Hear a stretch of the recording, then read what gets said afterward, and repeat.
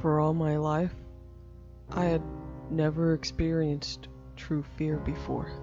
The sensation whereby you know that you're going to die in the next few moments, and that every breath you take might be your last. That feeling had always felt unknown to me, but now I know exactly what it feels like.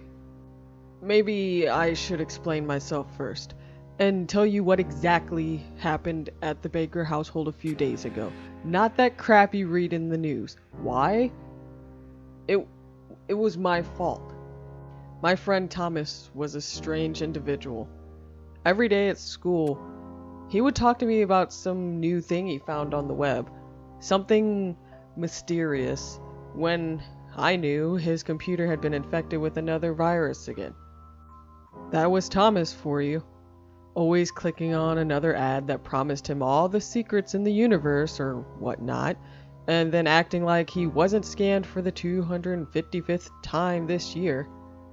Needless to say, I still enjoyed his company, and could tolerate his utter gullibility, even when it could really harm him. One day at lunch, he told me about this new site he found while digging through some forum I had never even heard of before. He promised that it would not destroy my computer with some worm or Trojan or something. It was called 3questions.net, and it was pretty simple to understand. Obviously, you only got to ask 3. Only 3 questions to some bot who would then give you the right answers to the questions, all the time. You could restart the conversation at any time, as long as you still hadn't asked your 3 questions. The catch was, after answering the questions, the bot will then ask you a question, and you had to answer it correctly and truthfully, or else bad things would happen to you, or so the forum said, according to Thomas. Now, I was quite skeptical about all this. The last time Thomas promised anything, I had to severely reformat my hard drive after it got corrupted by looping images of dancing cats with clown masks, and that just kept coming back. However, I told him I would look at it, see what it was, scold him if it was a lie. This excited him, and he ended up talking about his questions and what he should ask next. Eventually, school was over and I waved goodbye to him. "One last thing," Thomas called me. "Don't be a smartass and think you can outsmart the bot." I just rolled my eyes at this statement. I mean, it was a bot. Why did I need to care about its feelings or whatnot, I thought. I went home that night, ate some awful spaghetti cooked by my awful chef mother, and opened my laptop after going up to my room. After watching the usual videos from videos and feeling bored, I remembered Thomas's website. Crossing my fingers hard, I went to 3questions.net, hoping it wouldn't give me a virus. It didn't. The website was pretty simple, with a chat box and some rules, almost like it was some kind of chat room. I browsed through the rules quickly, having heard it from Thomas just now. Basically, you just indicate what questions you want to ask with the general 1, 2, 3 numbering, otherwise the bot wouldn't understand what you were asking. I took a look at the chat box. "Jay Baker has entered the session. Anonymous R is waiting for your question." I chuckled at this. Anonymous R? What a stupid username, even for a bot. I thought, and was still chuckling. I began to type in the box, hoping to humor both the bot and Thomas the next day. "Hello? Hi, I am the question bot, and any question you ask will be answered with accuracy and efficiency. Now, what is your first question?" "Just a minute. Is what you said true?" "All of it." "How do you know?" "I know you. I know everyone." Okay, that unsettled me for a minute there. Alright, then question 1. How well do you know me, stupid bot? "You're Jonathan Reese Baker, 18 years old, currently living on 14 Pinewood Drive with your mother, Mary Baker. Your father went missing 10 years ago, and you still hold his last letter to you, wishing for the day he would come back and tell you where he has been, even though I'm afraid he cannot do so anymore. Your best friend is Thomas Sheridan, and he has talked to me yesterday, and I'm afraid to say he has, precisely 3 minutes 50 seconds to go, failed to answer my question correctly, and I closed the laptop. What the heck? How did it know so much? I mean, of course, any hacker could get this information in some way, but this bot was so accurate. That was when I first felt scared, like I suddenly just realized I was being watched by something, and it knew what I was doing right now. I was too afraid to reopen my laptop, and I instantly went to bed, unable to sleep now. I tossed and turned, hoping that it was all going to be better the next day. Unfortunately, it wasn't better the next day. Apparently, Thomas had been in an accident, as the authorities said. His body had been found in his bedroom, horrifically mangled and destroyed by something. His laptop was found nearby, also destroyed seemingly out of no reason. Eventually, without any evidence to go on, the authorities labeled the cause of death as fatal injuries caused by overheating and subsequent explosion of laptop. I didn't say anything about the ridiculousness of the conclusion or during the investigation or even at school. All that I was thinking was that Thomas had been killed by that bot. It said he had answered its question wrongly. Pretty soon my fear turned into anger, and the night after Thomas's death, I rushed back into my room, pulled open my laptop, and began furiously typing in the chat box. I know you did it. I'm afraid you're gonna have to be more specific than that, Jonathan. What did I do? I am, after all, just a stupid bot. Why did you have to kill Thomas? Just because he wrongly answered your stupid question? Why? Remember the rules. Question 2. Why did you kill Thomas when he didn't answer your stupid question?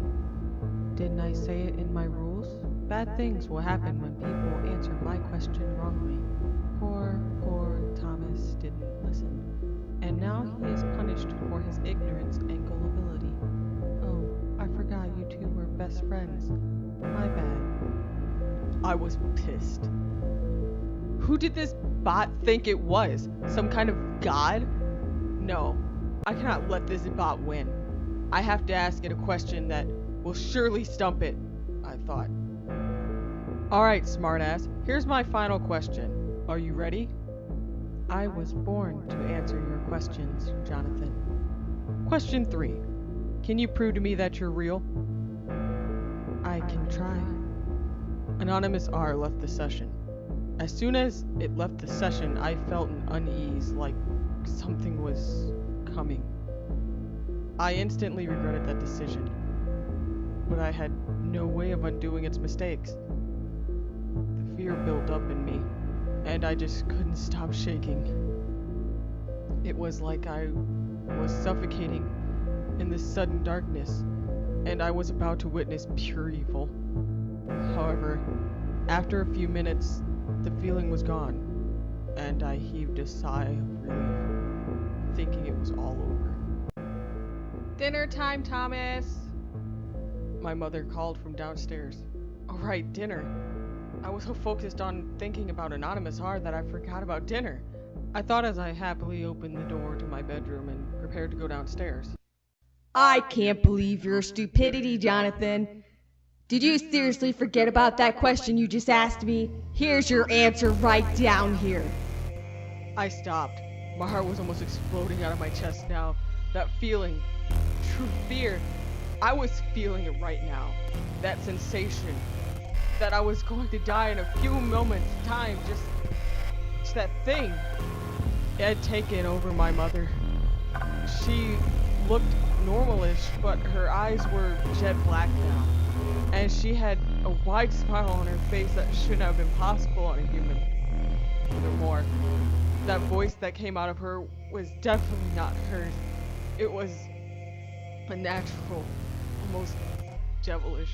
I just stood there in a cold sweat as it started to walk slowly towards the stairs with natural strength.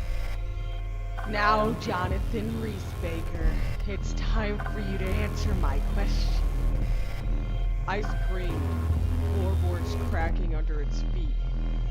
I'm always watching you, never fall, always knowing. It reached the stairs now, and once it took hold of the banister, it broke under its power. I am the Reaper of Souls, the all-knowing being, the judge of your fate. It was halfway up the stairs, and now its body contorted and twisted, its mouth opening to reveal rows upon rows of sharp teeth, no, knives, ready to kill its next victim, me. Am I your fucking god? Who am I? It was now on the same floor, just a few steps away from me. If I didn't answer soon, I would die, the same way Thomas did, maybe even worse. Instinctively, I blurted out the first answer that came to my mind. You're the devil! You're Lucifer in the flesh! I shouted out loud. It laughed, a high-pitched, piercing laugh that sent shivers down my spine. Congratulations, Jonathan Reese-Baker. You've answered my question correctly and truthfully. Thank you for your time. Have a good day. It shrieked as it collapsed on the floor just 1 or 2 meters away from me. Silence descended upon the house again, and I was left alone with the now contorted, disfigured body of what had once been my mother. The feeling of true fear that I felt was now dissipating, and for the first time in the few days since I went on that site, I finally, truly felt relief. So, what you read in the news about what happened to Mary Baker isn't true. I didn't kill my mother. I truly did see what happened to her. I'm not crazy.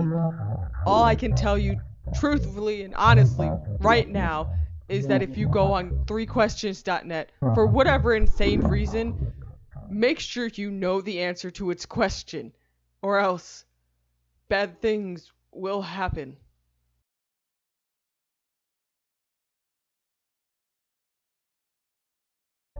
Come on, you're not serious. What? I am. It's clearly the fastest way to go to our campsite. But have you heard the stories? The deaths? The thing that lives there? Just stories.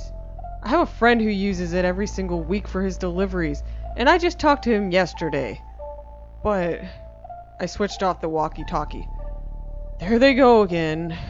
I sighed to Gabby, who was next to me. You can't blame them. Trust me, Brian's just thick-headed.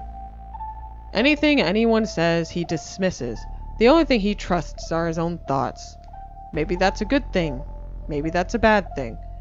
I just find it irritating, Gabby replied, gripping the wheel harder and glaring at the vehicle in front of her. Do you need me to switch it back on? I asked. No, I think that hearing plain silence is 1,000,000 times better than hearing their incessant arguing. But don't you think... Relax. We'll switch it on later.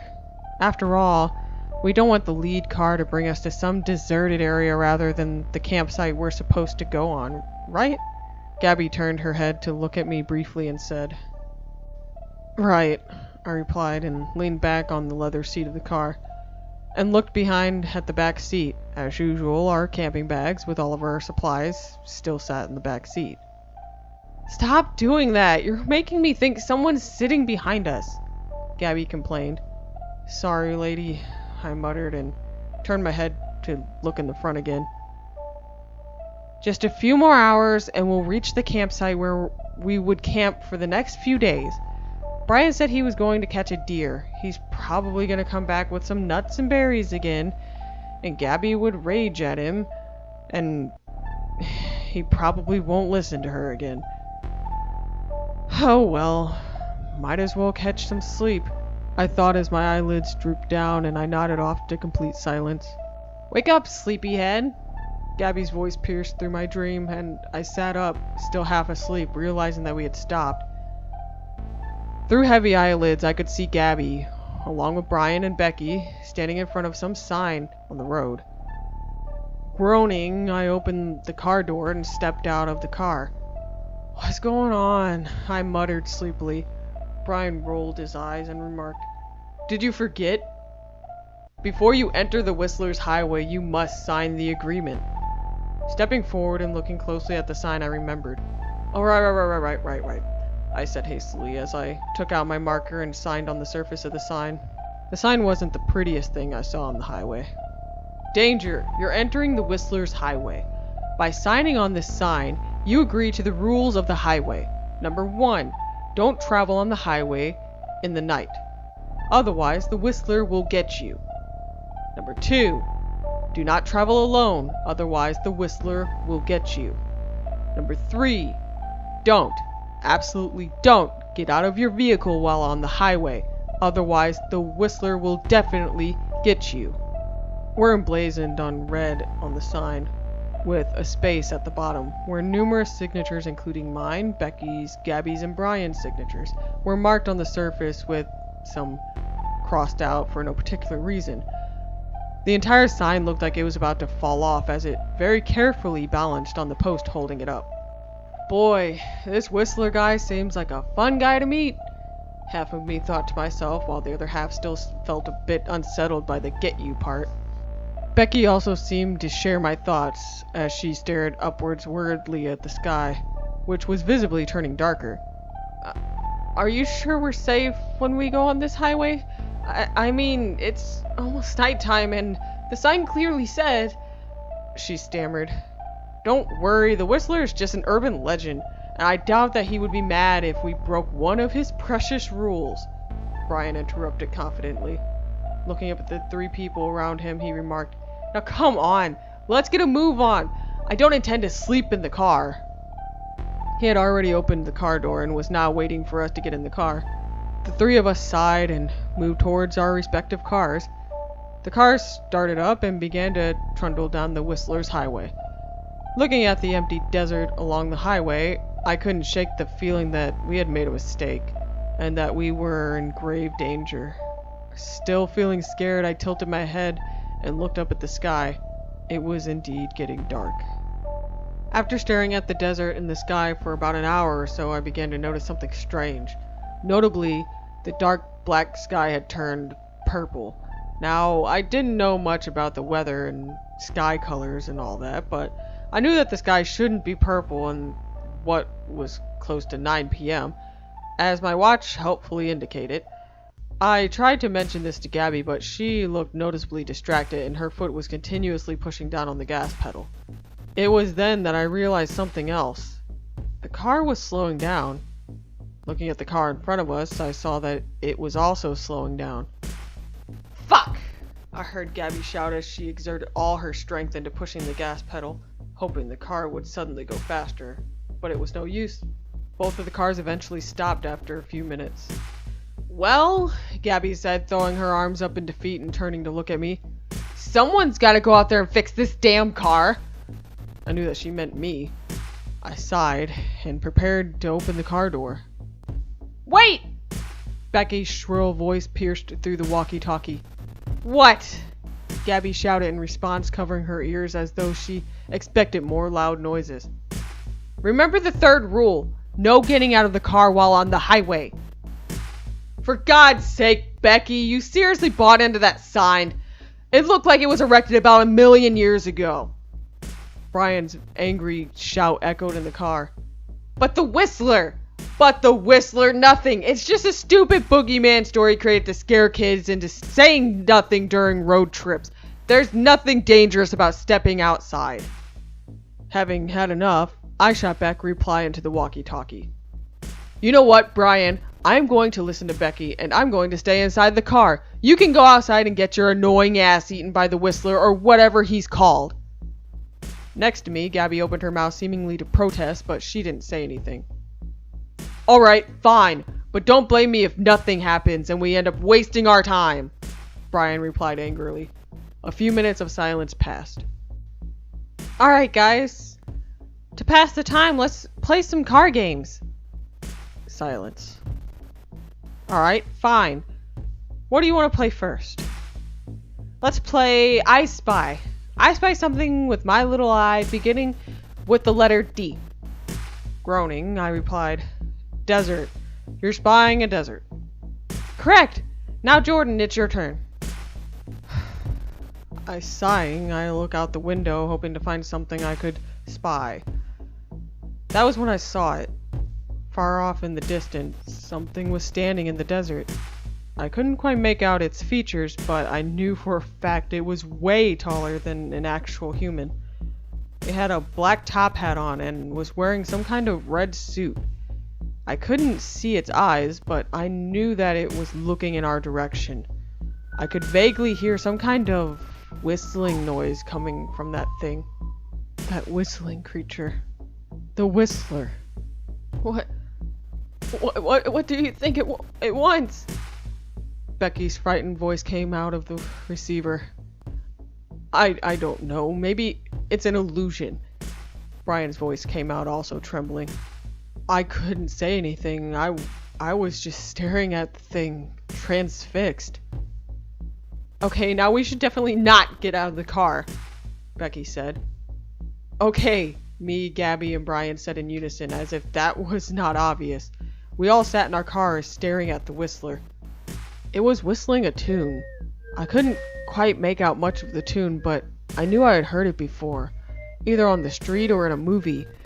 But the whistling sounded unnatural.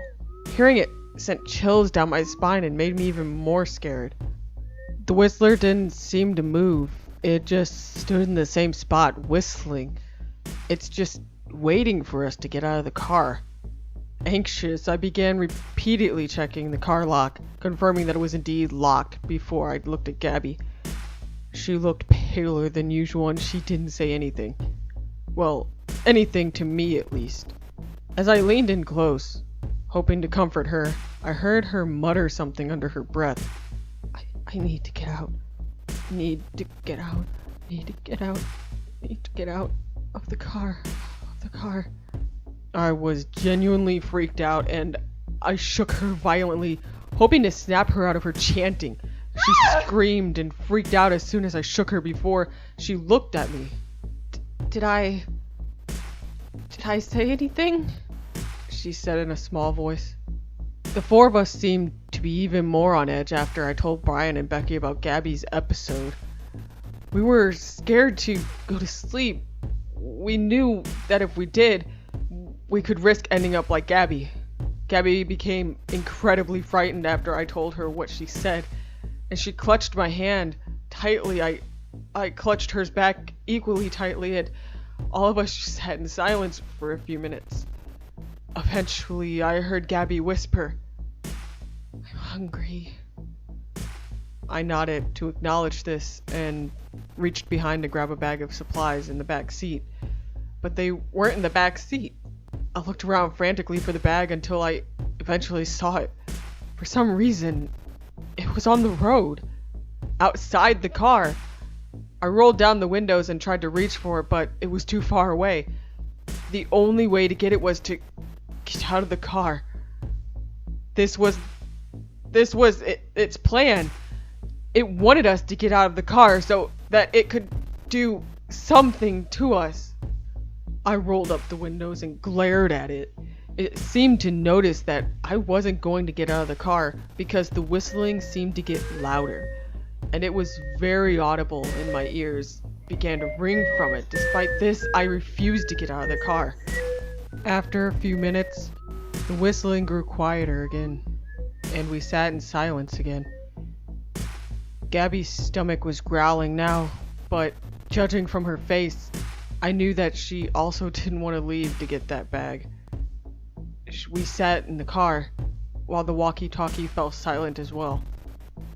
It was playing a game with us, and we didn't know when it would end.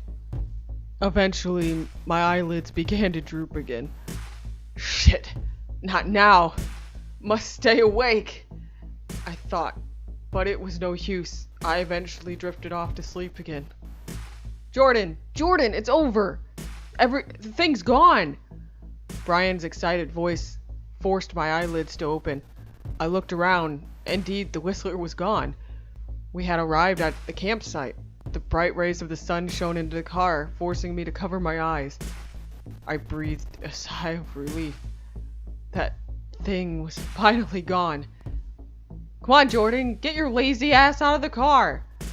Brian was standing outside the car and was next to a pitched up tent. You need to help us set up camp. Next to him, Gabby and Becky were standing with sticks in their hands. Come on, Jordan, they remarked, smiling. All right, I'm coming, I replied as my hand gripped the car door handle as I prepared to open the car door and step outside the car. Suddenly, a sharp pain erupted in the back of my head. As I reeled from the pain, I turned around to see who had hit me. Please don't scare me like that, Gabby's frightened face whispered next to me. I was confused. Gabby was outside. Unless I looked outside again. The campsite was gone. We were back in the desert again. The sky had this strange purple hue to it. And that thing was still there. The whistling grew louder again. The Whistler was clearly getting more frustrated now. I was even more scared now. I checked to make sure the door was locked again. Thank you. I turned to Gabby and whispered. She didn't reply, but she nodded in acknowledgement. We sat in silence again, and as the whistling grew softer again. After a few minutes of silence, the car suddenly echoed with Becky's screams. Get them off me! Get them off me! Help me! I hurriedly picked up the walkie-talkie and said, Hello, Brian, Becky, can you hear me? It's all a dream, don't panic! No response. The screams continued. This time, I could also faintly hear crying coming from the receiver. It sounded as though Becky was in a lot of pain and desperately needed our help. But we couldn't do anything. We could only helplessly hear whatever pain Becky was going through. After a few minutes of screaming, it finally stopped. To our relief, the car doors on the car in front hadn't opened during the entire ordeal. So we heaved a sigh of relief. We knew that Becky had managed to overcome the nightmare she had and didn't think of getting out of the car. The whistling grew way louder now as the Whistler began to walk closer to us. It looked taller now, and its arms and legs grew more elongated. It was clearly mad now. I looked around the car and looked at the car in front. All of us knew its tricks now. We weren't going to get tricked by. I paused as I remembered Brian. He hadn't been tricked by it yet, and he was the easiest person to trick since he didn't trust anyone other than himself.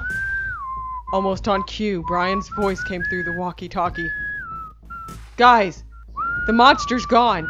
The coast is clear. Woo! Looking at the Whistler, who was coming closer, I frantically shouted, No! It's a trick! Don't believe it! What are you talking about? What trick? The monster, it's still out there! Jordan, you must be imagining things. I don't see anything. No, it's still there. Listen, when I say it's not there, it's not there. To prove it, I'm going to step outside and show you. No, don't! But it was too late. The car door on the car in front opened, and we watched as Brian's face emerged from the car. It was over in an instant. As soon as Brian's foot stepped on the concrete road, the Whistler stopped whistling and lunged towards him at shockingly fast speed. As I reached him, I saw the expression change from one that was joyful and happy to one of pure terror. And then he was gone, along with it. The sky lightened, and the bright rays of sun shone down upon us once more. We didn't say anything, even as the car started to move down the highway again. We looked at each other, and we knew one thing. The Whistler was real. It had gotten Brian. A few weeks has passed since Brian's disappearance. As of today, the police are still unable to find his body anywhere. even after interviewing us, since we were the last ones seen with him. All we said was that he disappeared during our camping trip and we haven't seen him since. We didn't say anything about the Whistler because we knew that they didn't think the Whistler was real and we didn't want to seem crazy. Sometimes I'd like to think that we all went crazy during the trip and that there's no such thing as a Whistler and that we just imagined the whole thing. But I don't think that that's the case, because when I go down to the Whistler Highway entrance sign to place my flowers as a way to remember Brian, I can still see his signature on the sign, crossed out.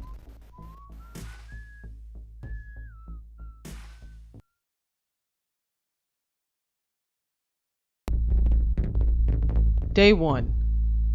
The advertisement loosely pasted on my town's notice board seemed simple enough. On the white paper, words were crudely scrawled on it, almost like it was written by some kid who had nothing to do. Society not good enough for you? Do you crave perfection? Come on down to Pinewood Docks, Warehouse 5, and take part in a special experiment by psychology expert Dr. Austin Ryder. Spend 5 days living in utopia, and if you regret it in the end, we'll give you $1 million, no strings attached. The poster screamed in my face. Now, I wasn't that interested in whatever experiment it was talking about. I mean, I just wasn't keen to become some evil scientist's guinea pig. I read too many books about whatever MK Ultra stuff the government performed already. But what really interested me was the $1 million at the end. Yeah, I'm a sucker for money. But what do you expect? I'm currently attending university right now, and those courses cost a ton. Plus, my parents aren't keen on floating a few bucks my way, so, and I'm having difficulty making ends meet as a waiter / part-time blog writer, so I have to take my opportunities that are handed to me. Ah, well, maybe a few days off couldn't hurt, I thought. It's my vacation. And I don't think the manager would hardly care if I just didn't show up. He would just frown at me when I return and dock my pay, which wouldn't matter because I would be a millionaire by then. I can now imagine the look on his face when he finds out. Since I didn't know about the experiment's details, I decided to play it safe and take my wilderness backpack with me, filled with the usual energy bars, water bottles, pocket knife, and, of course, my trusty journal. I'll probably be writing down the events of the next 5 days so that I can have something interesting to post on my blog and hopefully get more followers than I assumed. After a few hours of walking, I finally chanced upon Warehouse 5. It was an ordinary warehouse, save for the fact that a large red banner was dangling loosely around the main doors. "Welcome to Utopia!" the banner exclaimed. Well, time to face whatever experimentations the evil scientists have prepared for me, I sarcastically said in my mind as I pushed open the doors. The room behind the doors had a small table with a chair, a computer, and a person that I assumed to be the registrar, or whatever a person behind the registration counter is called. The registrar looked like those female secretaries you see in the movies. You know, the usual bun hair, black-rimmed spectacles, and the look of disapproval that was as though she hated everyone in the world. I walked up to the counter, and she looked up. I puffed up my chest, but before I had a chance to say anything, she just spoke in a voice that had a monotonous tone.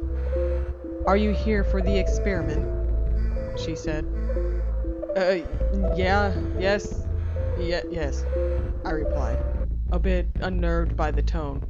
It was almost like she didn't want to be here. She quickly scribbled something down in her notepad before looking up and speaking that same monotonous tone. "You will be living with the Bakers. They live in the yellow apartment, 14 Pinewood Drive." I paused. What kind of information was that? I tried to ask what the experiment was about, but she didn't look up again. After a few minutes of me trying to get her attention and failing to do so, I sighed and, presuming the double doors behind her were where I needed to go, I stepped through the doors. I was shocked at what I saw. The landscape around me, the setting, was strikingly identical to a normal neighborhood. I was standing on a normal road with normal houses on both sides of the road. Fire hydrants, lampposts, trash cans, and other normal stuff I would find around the neighborhood I live in and were also there. I was standing in an ordinary suburban neighborhood. However, something was wrong. The road I was standing on, it wasn't the normal gravel or concrete road I would always step on when I went back home. It felt strangely soft, like foam or cotton. Every time I took another step, I could see the depression my shoe made on the road before it returned back to normal. In addition, the closer I analyzed the neighborhood, the more it looked fake. Like the road, the entire neighborhood, houses, and all looked soft and squishy. Even the sky looked soft. It was almost like it was in a large, bouncy castle that was modeled after a neighborhood. I was a bit unnerved at this, but I didn't really care too much about it. Maybe this was the experiment.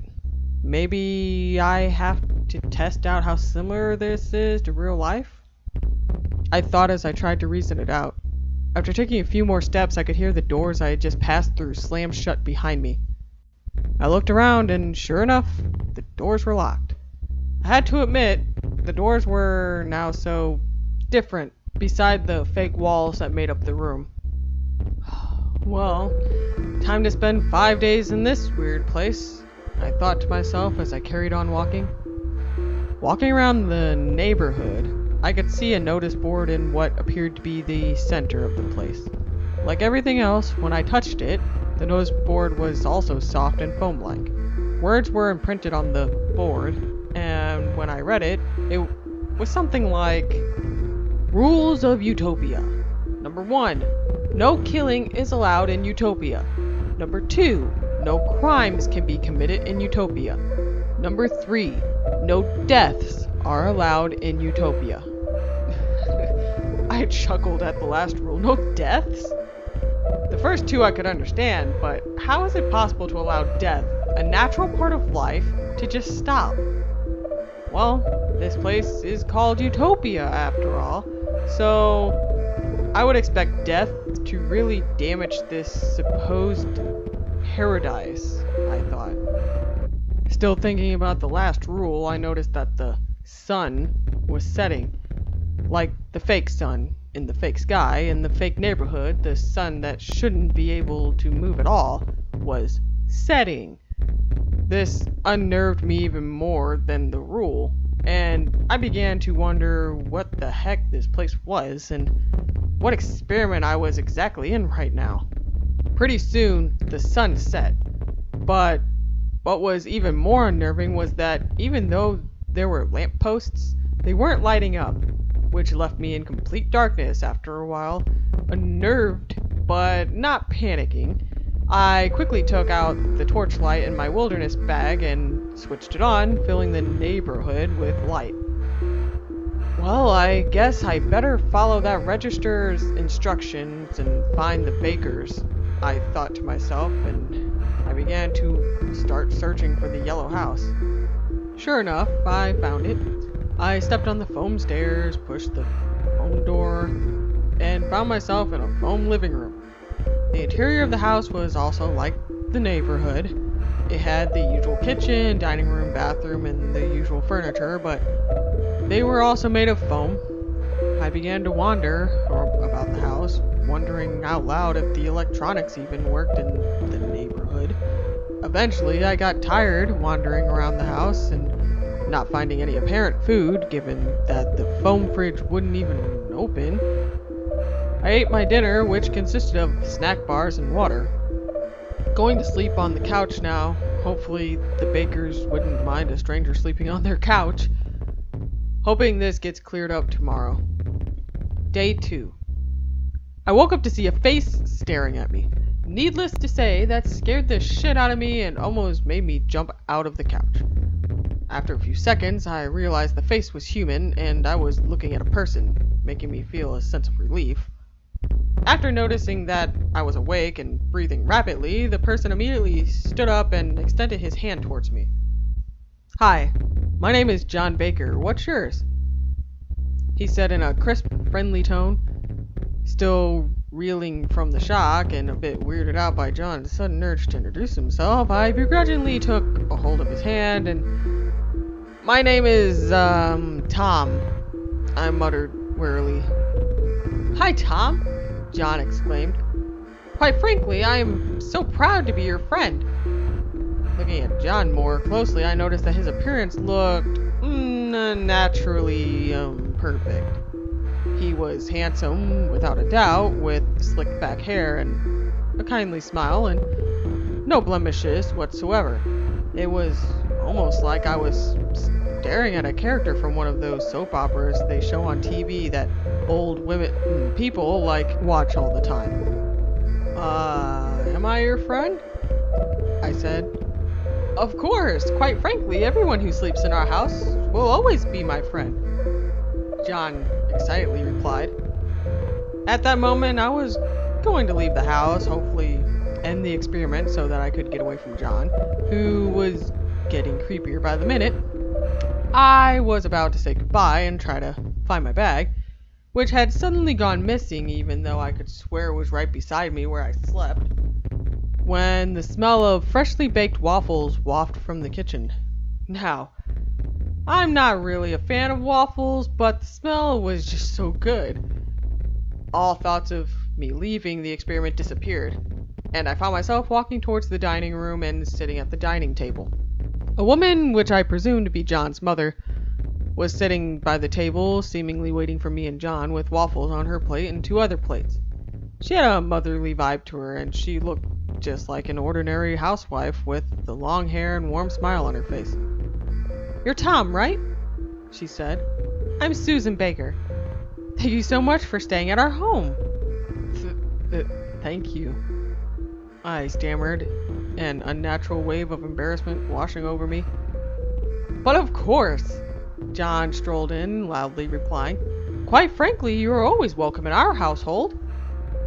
I swear to God, John was becoming creepier by the minute, I thought, but as soon as I remembered the $1 million, which took quite a while to come back to me for some reason, I swallowed my pride. "Come, sit down," Susan gestured at the seat in front of me, and I slowly sat down on the chair. The waffles were in the plate right in front of me now, and I could feel myself drooling from the smell and the anticipation. "What are you waiting for? Let's eat!" I didn't need to think twice about that, and picking up the foam fork and a knife, I tried to cut the waffles. I say tried here because I couldn't cut the waffles. Not because it was too hard, but because it was made of foam. The waffles! Everything wasn't real! I laid down my fork and knife and looked around me. John had also sat down, but he was just staring at his food. Susan was also doing the same thing. No one was eating their waffles. I was very unnerved at this point, and on top of that, I was very hungry. I only had snack bars for last night's dinner, and I obviously wasn't going to eat waffles that were fake. Maybe I should ask Susan where my bag is. That way I could at least have something to eat or drink, I thought to myself. Excuse me, Miss Baker?" "Yes?" Susan looked up from her plate and replied. Where's my bag? I think I put my stuff in there and, Oh, that thing. I got rid of it. You shouldn't be carrying around such a dangerous stuff in Utopia. Should you, Tom?" "No, I guess not," I replied, the truth suddenly hitting me in the face. If my bag's gone, I don't have anything to eat or drink. My phone was in the bag, so I couldn't message anyone now. The only thing I have is my journal, which I put on the living room table, and which I'm still writing in right now with this foam pen.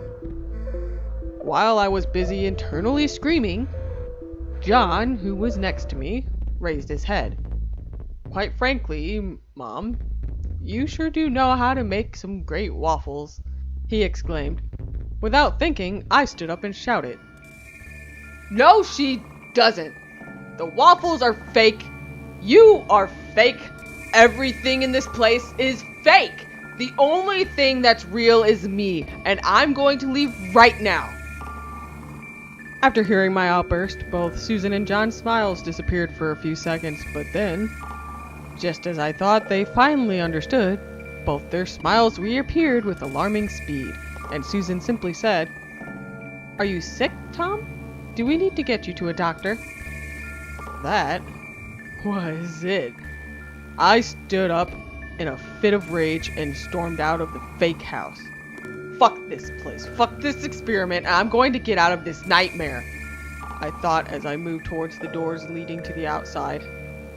Only there were no doors. For some reason, in the same place that I first found myself in when I entered this nightmare, the doors were gone, replaced with that goddamn foam wall. I rushed to the wall and kicked and punched it with all my might, but there were no doors there. Eventually, my kicking and screaming attracted the attention of the people around me, which I only just noticed. They were all coming towards me with the same smiles on their faces, and they kept saying things like, "Are you okay? Are you sick? Are you alright?" Half angry and weirded out by the people's behavior, I made up some lame excuse and just ran past them down the street. As I passed by the neighborhood notice board in a bid to escape the people who were still coming after me, I saw that something new had been printed in red on the board. Number 4. No one is allowed to question reality in Utopia. We are real. We are perfect. I'm sleeping in the park tonight. I can't trust anyone in here. I might still be hungry, but I don't have a choice. I must tolerate 5 days. 5 days, and I'll finally be free from John, Susan, and the rest of this town. Day 3. I woke up hungrier and thirstier than ever before. But I must resist. I cannot go back to that nightmarish house. I must resist. As I wrote this, something changed in the neighborhood. People were walking around the park, not taking any notice of me, talking to other people like what you would normally see in a normal park. But this was not normal, and the people here were not talking normally. Now, either there's something wrong with my ears, or the people started talking louder and louder to other people. They were saying stuff like, "Did you go to eat at that pizza place yesterday? I hear the food never runs out." And, Mommy, I got full marks for the school test again. Are you so proud of me, Mommy?" And, "Do you want to hear a joke? Why did the burglar rob the bank last night? Huh? He did? Ha ha ha ha." While the people were talking, the loudspeaker, which I know for a fact wasn't there, suddenly switched on, and the neighborhood was filled with a voice which I assumed belonged to the mayor of the town. "Hello, my fellow men, women, children, babies, and fetuses. It's a lovely morning, and I'm happy to announce that, as of yesterday, we have continued our streak of not having any accidents, deaths, or peculiar incidents of any kind. Thank you, everyone, and remember, if you're not perfect, you're not real." The loudspeaker boomed, forcing me to cover my ears and move away from the park in an effort to get rid of the goddamn noise. I must resist. Quite by chance, as I was walking away from the noises, I happened to stop near a school. For no reason, I just decided to peek into the school from the gate. I was looking at what supposedly the school field, and kids were wearing what I assumed to be sports outfits, but they weren't playing. They weren't even moving. They just stood there, unblinking, staring at one another. Eventually, I heard A bell rang somewhere in the distance, and the teacher screamed, "All right, did anyone get hurt? No one? Perfect! Now hurry on back to class. You wouldn't want to be late, because if you're late, you're not perfect. And if you're not perfect, you're not real." I just stood by the gate, staring at the children for no clear reason as they walked into their classes. I wanted to join them. I wanted to be perfect. I want to be real. I must resist. I cannot let this place get to me. I have to get out of here. I can see John amongst the children. He has been staring at me the whole time, staring and continually smiling at me. I can't take this anymore. I must stop what I'm seeing. I have been starving and dehydrated for 2 days now. The journal I'm writing in, it seems perfect. Goodbye, Utopia. The cover of the journal turned into that goddamn foam material. Shit. Writing seems to be the only thing that could calm my nerves. I'm not by the school gate anymore. I'm at the park again, planning to sleep here again, even though I can barely sleep with this hunger and thirst. Maybe the hunger can kill me before this neighborhood does. Day 4. Woke up feeling better, not hungry, not thirsty. Crap, I'm not supposed to feel better for no reason. Unless the scientists behind this crazy experiment may have kept me alive. Just spent the entire morning screaming and cursing at the sky so that those bastards could hear me. They were the ones who put that poster up. They were the ones who lured me into this nightmare. They deserve to die a slow, painful... It was my fault. I was foolish to believe that I could become a millionaire in 5 days. Now here I am, alone in a world of fucking perfectionists. And I did this to myself. Maybe I can hold out the last 2 days. Not lose my mind to these people. But it's getting harder. I'm tired of resisting. The mayor is speaking again. So are the people. The voices are getting even louder now. They keep repeating the same thing over and over again. We are perfect. So that we are real. The imperfect ones are an illusion. We are perfect. So that we are real. The imperfect ones are an illusion. I must resist. I cannot resist anymore. I'm trying to sleep now, desperately trying to drown out the noise. Must sleep. One more day left. Day 5. I woke up in the park today. I, quite frankly, didn't know why I was sleeping in the park.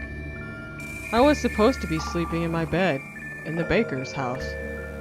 I just moved here 4 days ago, and I've been staying at the baker's. Quite frankly, I think they are quite kind and generous. I can't imagine anyone who would want to abandon them. Without hesitating, I grabbed my trusty notebook and rushed back into the yellow house on 14 Pinewood Drive. Sure enough, they stood in the front door waiting for me. I rushed into Miss Baker's open arms and I apologized for abandoning them. "Don't worry," Miss Baker reassured me. "Now that you are real, you will never make any more mistakes. Ever again. Do you know why we are real? Because we are perfect. We are smart. We know that food was running out, so we made it permanent. We knew that our kids had to get good jobs, so we made them become geniuses. We knew that death was pointless, so we made it forbidden. We knew that society refused to change, so we created our own. We became perfect, so that we could be real." I just cried after hearing her words, and I sunk deeper into her arms. "Come on," Miss Baker said after a while. "We will be late for baking time, and we don't want to be late, do we?" "No, Miss Baker," I said as I detached from her arms and smiled. Together we entered the house. I am real because I am perfect. Note: on August 11, 2015, authorities from the town of Pinewood received an anonymous tip regarding the location of people who had disappeared over the past few weeks. While conducting a raid on Warehouse 5 in Pinewood Docks, they came across a horrifying sight. The missing people were trapped in cages, and most of them were severely malnourished and dehydrated. Mr. Austin Ryder and several people were arrested, and they admitted to hooking the victims up with hallucinogens to make them believe they were living in a utopia, where everything was perfect for them. While some of the victims succumbed easily to the delusions, some tried to resist the hallucinations, only to later succumb to it. Among the victims, one of them, Mr. Thomas Winter, my brother, kept a journal with him that detailed the ordeal he went through before he went insane. Now I'm showing you the contents of this journal because I knew, as his sister, that he wouldn't want anyone else to share this same ordeal. Now that I am typing this, sitting beside my brother's bed, I can see him stirring awake and gesturing at me right now. The ordeal has left him mute, so he now forms simple words and starts up conversations using my keyboard and notepad. I'm going to show you what he just did right now. He sat up in his bed, grabbed my laptop, and typed one word. I am perfect.